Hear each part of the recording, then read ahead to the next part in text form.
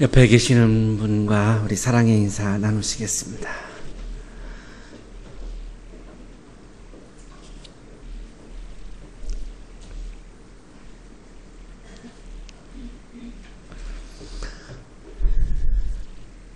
톨스토이는 우리의 영혼을 위해서 이렇게 우리에게 이야기해 주고 있습니다. 인간의 삶은 겨울에서 봄에 이르는 계절의 변화와도 같다. 비가 촉촉히 내린 후 새싹이 나오고 나뭇잎이 돋아난 후 꽃이 피고 열매를 맺는 것이다. 육체적 성장이 끝나는 시기는 매우 중요한 의미를 갖는다.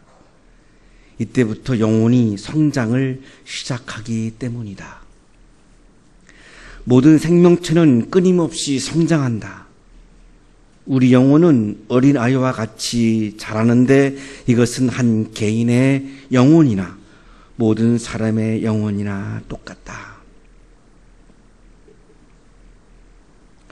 우리는 육체의 성장을 위해서 많은 노력을 기울이고 또 한국 교회는 교회의 성장을 위해서 굉장히 많은 노력을 기울여 왔습니다. 우리가 놓친 것이 하나 있다면 우리 각자의 영혼의 성장에는 우리가 그렇게 많은 노력을, 에너지를 쏟지 못해온 것이 아니었나라고 하는 그런 성찰을 하게 됩니다. 아무리 내가 육체적으로 어른이 되었어도 아무리 교회의 사이즈가 커졌다 할지라도 우리 한 사람 한 사람의 영혼이 자라나지 못하면 우리의 영혼은 어린아이와 같을 수밖에 없고 미숙한 우리가 모여있는 교회는 결국은 미숙한 공동체가 될 수밖에 없고 하나님의 나라를 이루어가는 일꾼으로 일하기에는 너무나 어리니까 그 일을 할 수가 없는 상황에 놓일 수밖에 없지 않은가라고 하는 성찰을 하게 됩니다. 이런 고민을 하고 있는 우리들에게 오늘 성서 일과는 어떻게 우리들의 영혼이 자라날 수 있는가, 어떻게 우리 영혼이 어린아이를 벗어나서 성인으로 커나갈 수 있는가를 말씀해 주고 있습니다. 요한이 잡힌 뒤에 예수께서 갈릴리에 오셔서 하나님의 복음을 선포하셨습니다. 이 갈릴리 오시기 전에는 세례받는 요단강에 계셨습니다. 요단강은 갈릴리보다는 훨씬 아래쪽에, 예루살렘 쪽으로 아래쪽에 있고 이 아래서 세례를 요단강에서 받으셨죠. 지지난주 우리가 읽었던 성서일과인데요. 사람들은 요단강에서 in the Jordan River 강에서 반쯤 정도 몸을 담그고 세례를 받았고 우리가 자세하게 살펴봤습니다만 예수님은 into the Jordan 물속으로 들어가셔서 물속에 온 몸을 다 잠그신 채 자기를 완전히 죽이시는 그런 경험을 하면서 세례를 받으셨죠. 그리고 성령이 내려오셨고 물속에서 올라오셨죠. 물속으로 완전히 들어갔다가 자신을 죽이시고 하늘에서 내려오는 성령을 통해서 새로운 하나님의 형상으로 뉴 비잉, 새로운 존재로 다시 태어나는 그런 경험을 요단강에서 하셨습니다. 그 경험을 하시고 지금 갈릴리에로 오신 거죠. 근데 그 시점이 요한이 잡힌 뒤입니다. 세례 요한이 사역을 할 때에는 갈릴리로 아직 오지 않으셨습니다. 왜 그랬을까? 참 묵상을 해봤는데요. 영적인 혼란을 막으셨던 것 같아요.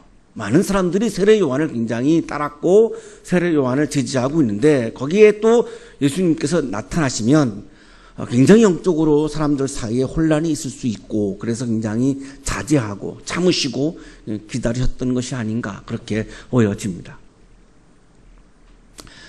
갈릴리에 오셔서 예수님이 하신 것은 하나님의 복음을 선포하셨습니다. 어느 성경에는 갈릴리라고 하는 이렇게 지역, 의미하지 않고 갈릴리 속으로 오셨다 이렇게 표현하고 있습니다. 갈릴리라고 하는 지역에 그냥 피상적으로 이렇게 방문하신 것이 아니라 갈릴리를 품으시고 갈릴리를 끌어 안으신 거죠. 그래서 여기도 지금 원어 성경에는 into the 갈릴리입니다. into 갈릴리입니다. in 갈릴리가 아니라 into 갈릴리입니다. 갈릴리 속으로 깊이 들어오셔서 갈릴리를 품고 갈릴리에 살고 있는 사람들 속으로 들어가셨다는 거죠. 그러고 나니까 하지 않을 수 없는 것이 있는데 그것이 뭐냐면 복음을 선포하셨다는 겁니다. 자신을 위한 복음이 아니었고 갈릴리 사람들을 위한 복음이었던 거죠. 그들의 정말로 사랑했기 때문에 그들을 위해서는 이 복음을 전하지 않으실 수가 없었던 거예요. 복음을 위해서 사람들이 존재했던 것이 아니고 그 사람들을 위해서 복음이 존재했던 거죠.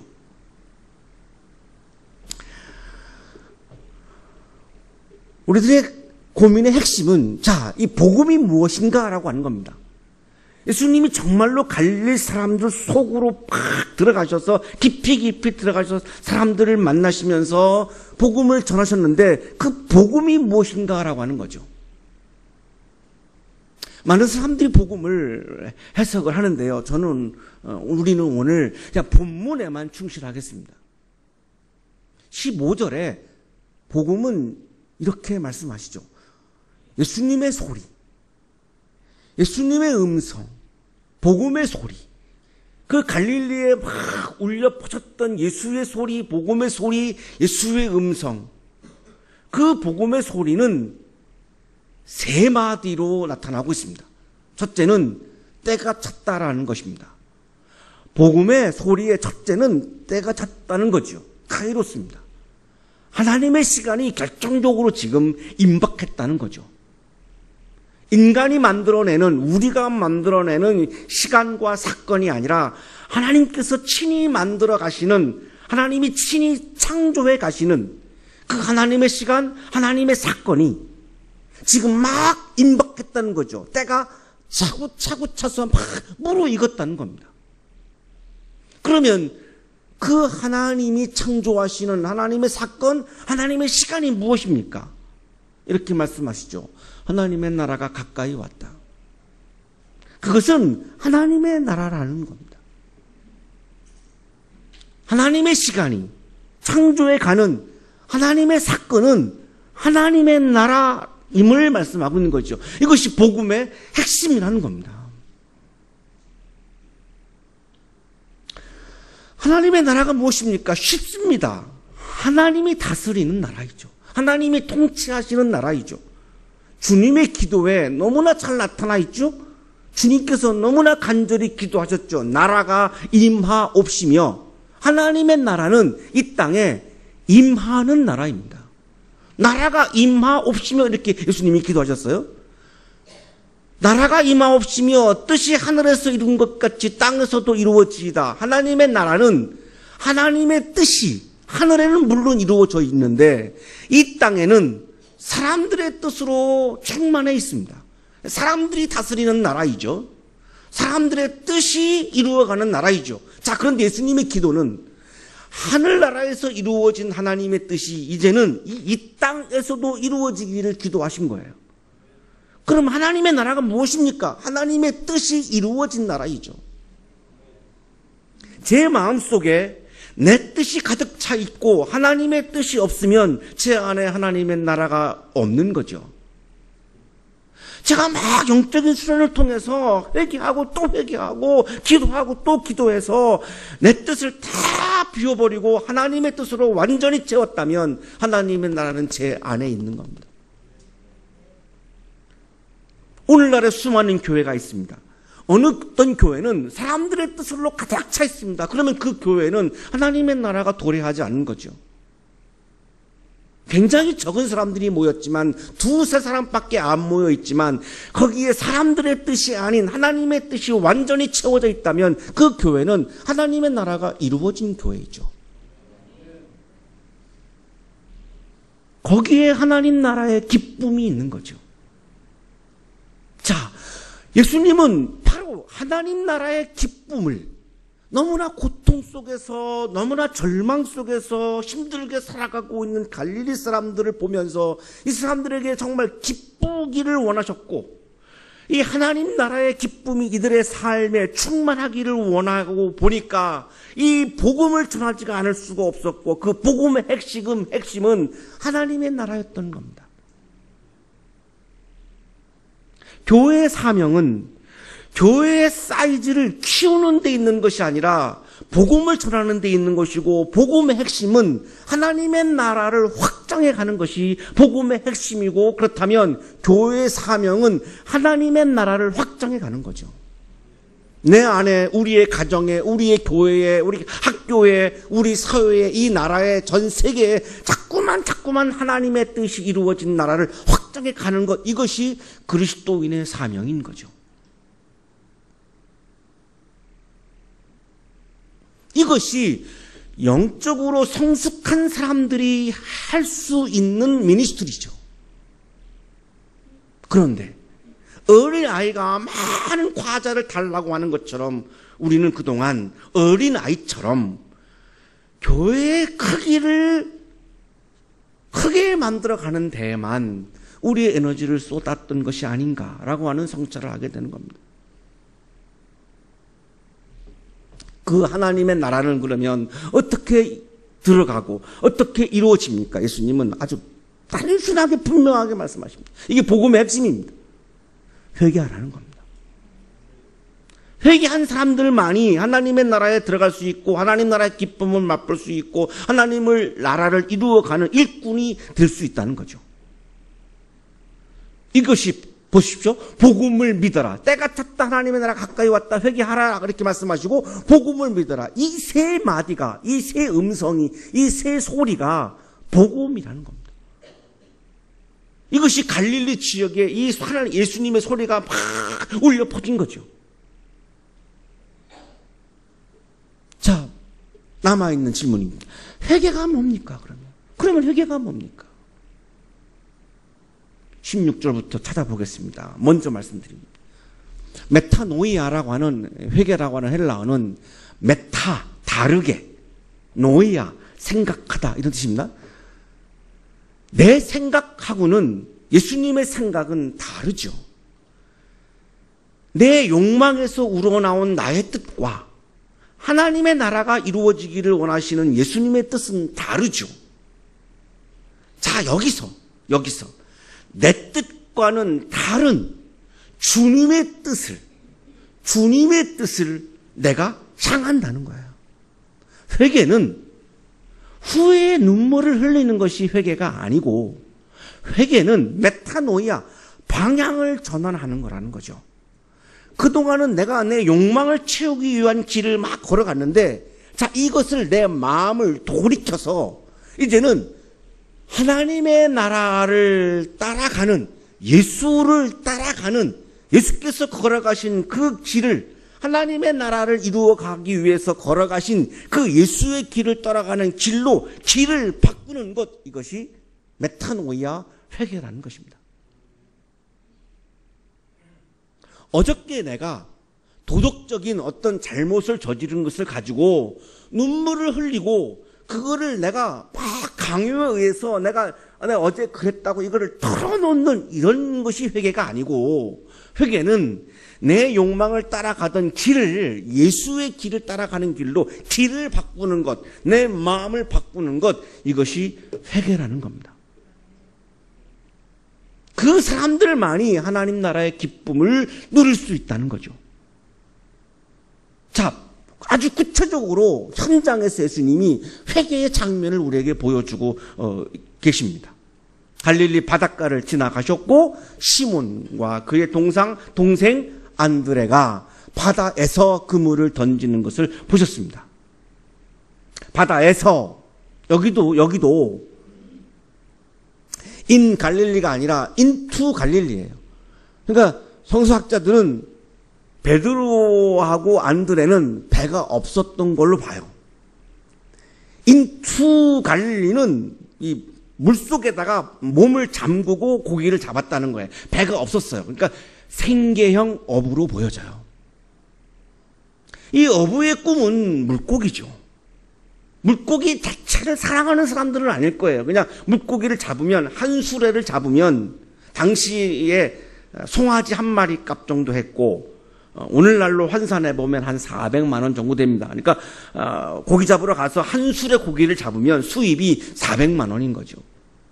그것 때문에 지금 물속으로 들어가서 그 물을 던지는 거 아니겠습니까? 혹시 또 이럴 수도 있죠. 낚시의 광이어서 손맛 때문에 물론 하는 것일 수도 있겠습니다만 어쨌든 이들의 꿈은 물고기입니다. 그런데 예수의 꿈은 하나님 나라인 거죠. 이 꿈이 다른 거죠. 이 비전이 다른 거죠. 자, 어떡합니까? 예수님께서 이렇게 말씀하시는 거죠. 나를 따라오너라. 자, 너의 꿈을 돌이켜서, 너의 비전을 돌이켜서, 물고기라고 하는, 물질이라고 하는 너의 그 꿈과 비전을 돌이켜서, 자, 메타노이아 해서 방향을 전환해서 나를 따라와라. 나는 하나님의 나라를 이루기 위한 그 길을 걸어가고 있는데, 자, 너희들도 이리로 오지 않겠니라고 하는 것이 나를 따라오너라. 이게 바로 회개라는 겁니다.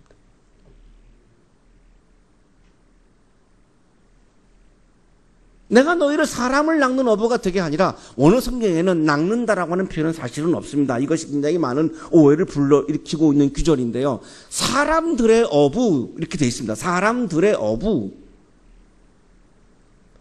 물질을 따라가던 그 어부가, 물질을 따라가던 그 어부가 이제는 정말 사람을, 생명을, 영혼을 사랑하는 그 사람들의 어부라는 이런 뜻이죠. 그 예수님은 정말로 영혼을 사랑해서 사람을 사랑해 생명을 사랑하셔서 그 생명들이 하나님 나라의 기쁨을 맛보기를 원하셨던 건데 그 길을 따라와라. 방향을 전환해라. 이것이 회개라는 거죠.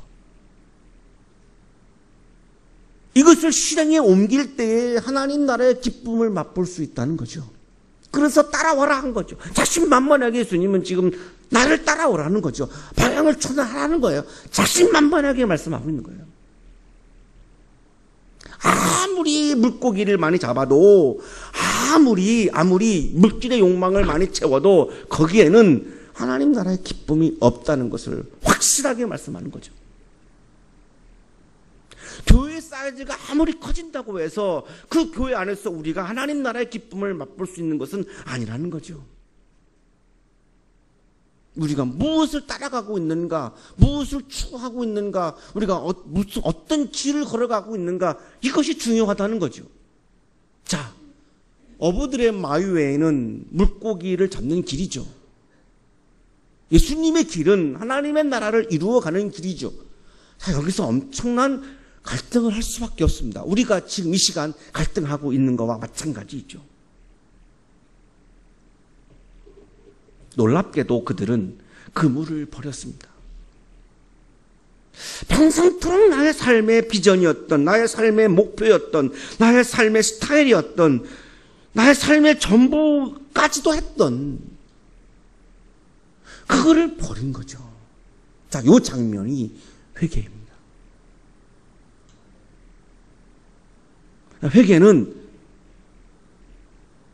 행동으로 실천하는 곳에서만 할 수 있는 것이죠. 그냥 내가 눈물 흘리는 사건이 아닌 거예요. 그물을 버린 것, 이것이 회개입니다. 이거를 만약에 버리지 못했으면 그 다음 규절이죠. 예수를 따라갈 수 없지요. 버렸으니까 따라갔죠.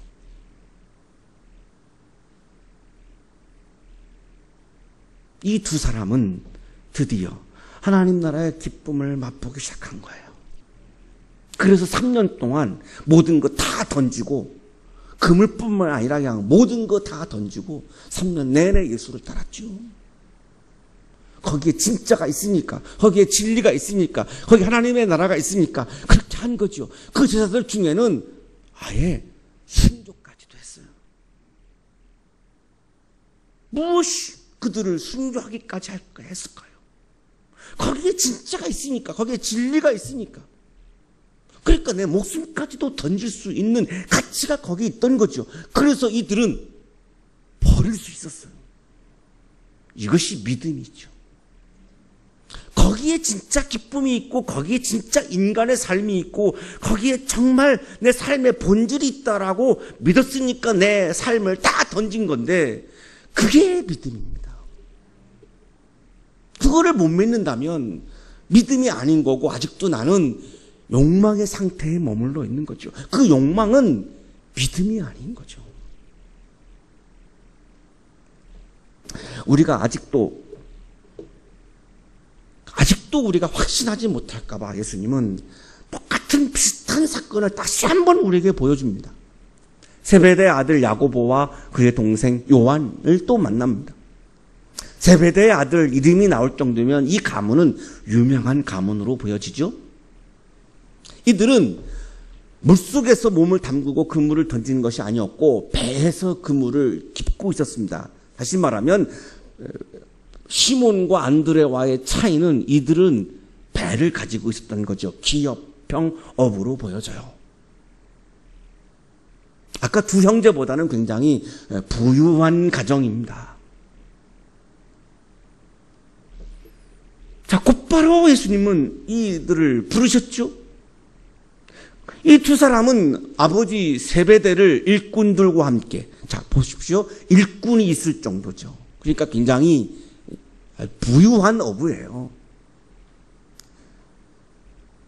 가족에 일꾼들이 있을 정도니까요. 그 일꾼들과 아버지와 배까지 다 남겨두고, 사실은 시몬과 안드레보다는 더 어려운 결단이었습니다. 버릴 게 더 많았습니다. 남겨두고 예수를 따릅니다. 똑같죠? 그런데 여기까지 묵상하다가 저 두 가지를 하나님이 그런 마음을 주셨는데요. 왜 그 많은 어부들 중에 왜 이 네 사람이죠? 이런 질문을 했습니다.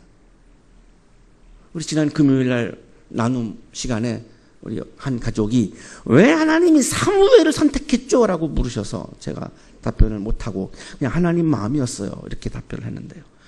그래서 이 네 사람을 왜 선택했는지 제가 묻지 않을 수가 없어요. 이번 주에는. 하나님 왜 이 네 사람이었죠? 하나님이 주신 대답은 그런 거예요. 하나님께서 이 네 사람을 선택한 것은 굉장히 거룩한 사건, 성스러운 사건인데, 성스러운 사건이 일어나는 것은 자신의 현재의 일에 충실한 사람들에게서 일어나는구나. 이 네 사람 다 정말 열심히 충실하게 고기를 잡는 일을 정말 전념을 했습니다. 빈둥빈둥 거리지 않았어요. 내게 맡겨진 일을 성실히 하는 사람들에게 예수님은 찾아오셔서 선택하시는구나. 그리스도인들이 교회 생활을 이유로 해서 내가 직장에서 맡은 일들을 소홀히 하는 것은 저는 굉장히 바람직하지 않다라고 생각을 합니다. 새끼도 때문에 직장에 가서 매일 좋은다면 그건 굉장히 바람직하지 않다라고 생각을 합니다. 이 본문을 보니까 정말 확신을 하게 돼요. 오히려 그리스도인들이 내게 직장에서 다른 사람들보다 더 헌신하고 더 열심히 해야 주님의 영광이 드러나지, 교회 생활을 핑계로 해서 내가 맡겨진 일을 불성실하는 것은 정말 하나님의 영광을 가리는 것이 아니겠는가. 내게 맡겨진 일들 더 열심히 할 때에 주님이 나를 선택하시는구나. 두 번째 주신 하나님의 마음은, 두 사람은 굉장히 가난한 어부였고 두 사람은 굉장히 부유한 어부였어요. 하나님이 선택하시는 것은 계층을 초월하는구나. 교회는 계층이 있으면 안 되는 거구나. 학연, 지연, 혈연, 이런 것이 존재한다면 그것은 이미 교회가 아니구나. 모든 계층을 다 초월하셔서 그거 따지지 않고 부유하든 가난하든 예수님은 이 네 사람을 지금 선택하고 있지 않습니까? 그런데 공통점은 네 사람 다 마이웨이를 버리고 예수의 길을 따랐다는 거죠. 이것이 감동인 거예요. 이것이 정말 은혜인 거예요. 그리고 제 자신과 비교하게 되는 부분이에요. 나는 나의 길을 내려놓고 예수의 길을 따르고 있는가? 내 욕심을 채우려고 하는 길을 내가 포기하고 하나님의 나라를 만나는 사람들 사이에서 그것을 이루어가려고 나는 정말 최선을 다해서 그 길을 걸어가고 있는가? 이 묵상을 하는 시간이 굉장히 길어질 수밖에 없었습니다. 너무나 부족하니까요. 나의 길을 내려놓는 것이 쉽지 않으니까요.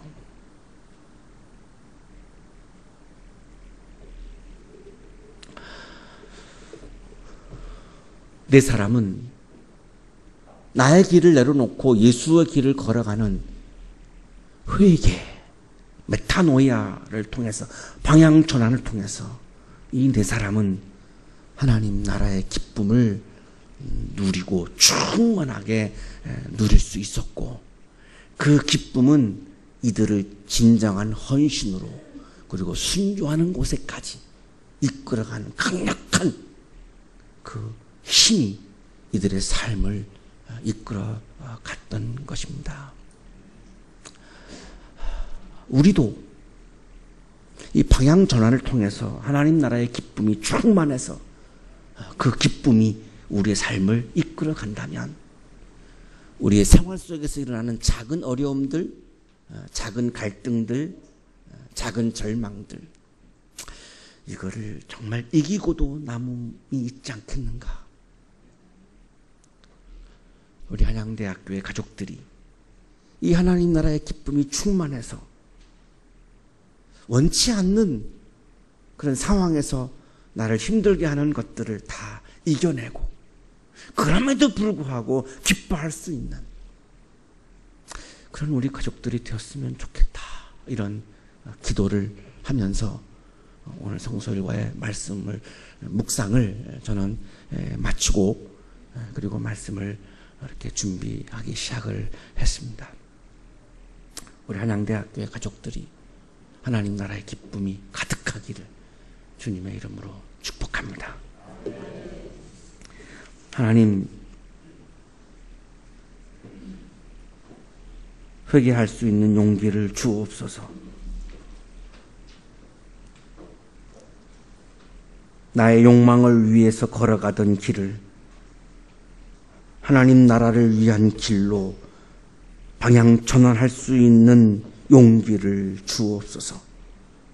거기에 기쁨이 있음을 확신하게 하시고 그 믿음을 주시고 그래서 주님과 함께 하나님 나라를 이루어가는 그 길을 노래 부르며 행복하게 주님과 동행하는 그리스도인 되게 하여 주옵소서. 예수 그리스도의 이름으로 기도하옵나이다.